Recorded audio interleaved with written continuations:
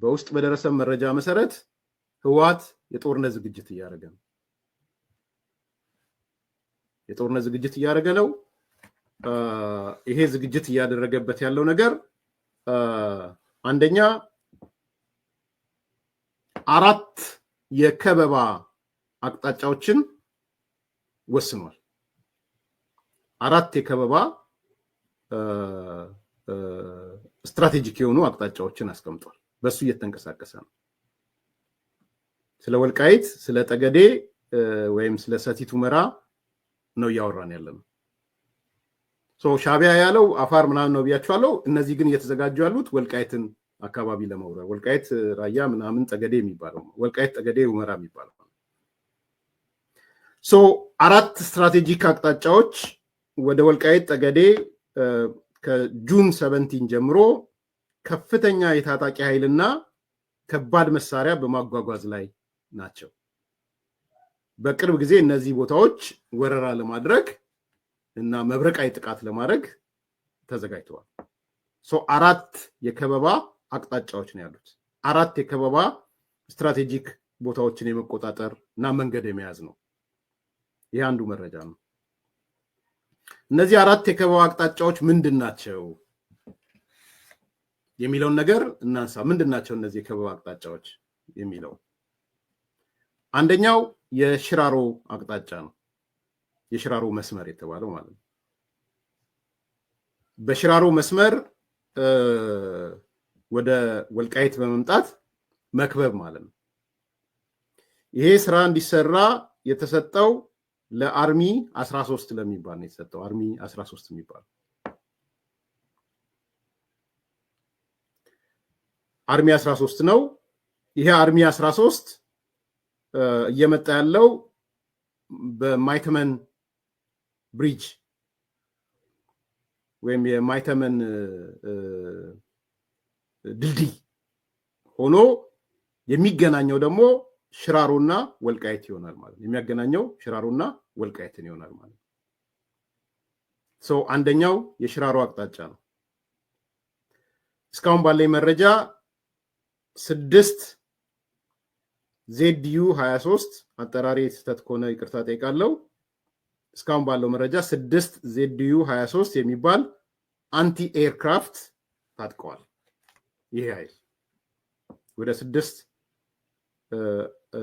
የጸረ አየር የታጠቀ ነው። ኮማንደሩ ጸጋዬ ማርከስ የሚባል ነው። ኮማንደር ወይም ዋና አዛዡ የዛ አካባቢ ዋና አዛዥ ጸጋዬ ማርከስ የሚባል ነው። አዲነብር ሆኖ ነው ኮማንድ እየሰጠ ያለው። አዲነብር የሚባል ቦታ እንግዲህ እኔ ቦታዎቹም በስም ነው ማውቃቸው፣ በአካል አላውቃቸውም። በስም ሲጠራ ማለት። ስለዚህ አጠራሪ ስህተት ከሆነ ከወዲሁ ይቅርታ ጠይቃለሁ።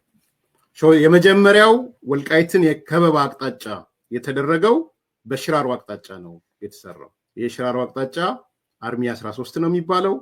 በማይተመን ብሪጅ ላይ ነው የሚመጣው። የሚያገናኘው ደግሞ ሽራሮና ወልቃይትን ነው።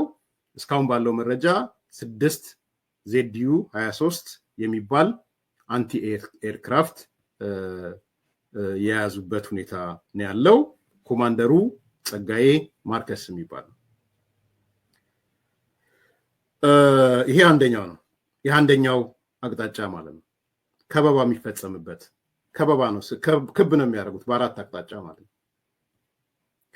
ሁለተኛው ዋልድባ የዋልድባ ገዳም አቅጣጫ ነው። ሁለተኛው በዋልድባ ገዳም አቅጣጫ መተው የሚቆጣጠሩት ማለት ነው። ሶስተኛው በደደቢት አቅጣጫ ነው። ደደቢት በሚባለው ቦታ ወይም ከዛ ጋር ተያይዞ ከዛ የሚመጣ ኃይል ነው ማለት ነው። አራተኛው በሱዳን አቅጣጫ ነው። ሱዳን የአርሚ 7 ይመስለኛል። አርሚ 7 የሚባለው ከሱዳን አርሚ ጋር የተቀናጀ ይሄ ከሌሎቹ በላይ በመሳሪያ የታጠቀ ከሱዳን ድጋፍ ያገኘ፣ ከግብፅ ድጋፍ ያገኘ፣ ከኤርትራም ድጋፍ ያገኘ አካል ማለት ነው። ይሄ የሱዳን ኃይል የሚባለው ነው። አርሚ 70 የሚባለው ማለት ነው። ስለዚህ እነዚህ ኃይሎች አብዩ አላቅም እንግዲህ ዜዲዩ 23 ከባድ ነው ምንድነው ስለማላቅ ነው እኔ ያለኝን መረጃ ነው ያከፈልኩ ያለሁት ግን የማግኘት እድላቸው አሁን እኮ ምንም ተከፈተ እኮ አሁን የዚህ እንትኑን የህዝብ ለህዝብ ግንኙነት አይደለም የከፈቱት እንዲህ አይነት መሳሪያዎች ለማስገባት ነው የከፈቱት ዝም ብሎ እንዳይመስላችሁ የተከፈተው ስለዚህ ዙ 23 ነው ዙ 23 ነው ኦኬ እሱ አንቲ ኤርክራፍት ነው ዜዲዩ ማለት ዙ ነው ኦኬ ሶሪ እኔ ሚሊተሪ እንትኑን አላውቀውም በዚህ አጋጣሚ ዙ 23 ይዛት አንቲ ኤርክራፍት የአዲስ አበባ ልጅ ሚሊተሪ አቅም በነገራችን ላይ ቴንክ ዩ ዮሐንስ ዙ 23 አንቲ ኤርክራፍት ሆኖ መምታት ይችላል እሱን ቼክ አድርጉ የሆነ ሆኖ ኦኬ እነዚህ የሚሽከረከሩት ጎማ እንትን አድርገው ማለት ነው ኦኬ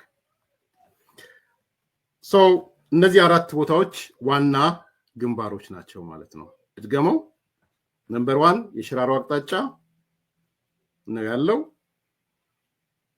የሽራሮ አቅጣጫ በማይተመን ብሪጅ ላይ የተያዘ ነው ሽራሮና ወልቃይትን የሚያሳስር ነው ወደ 6 ዙ 23 ይዟል አንቲ ኤርክራፍት ማለት ነው እንግዲህ እንደገባኝ ኮማንደሩ ጀነራል ጸጋዬ ማርከስ ወይ እንደዛ የሚባል ሰው ነው ሁለተኛው ዋልድባ ነው ሶስተኛው ደደቢት ነው አራተኛ የሱዳን አቅጣጫ ነው የሱዳኑ ከሞላ ጎደል ሃይሊ አርምድ የሆነ በግብጽና በሻቢያ የተጠናከረ ነው ይሄ ወልቃይትን ለመክበብ እየተካሄደ ያለው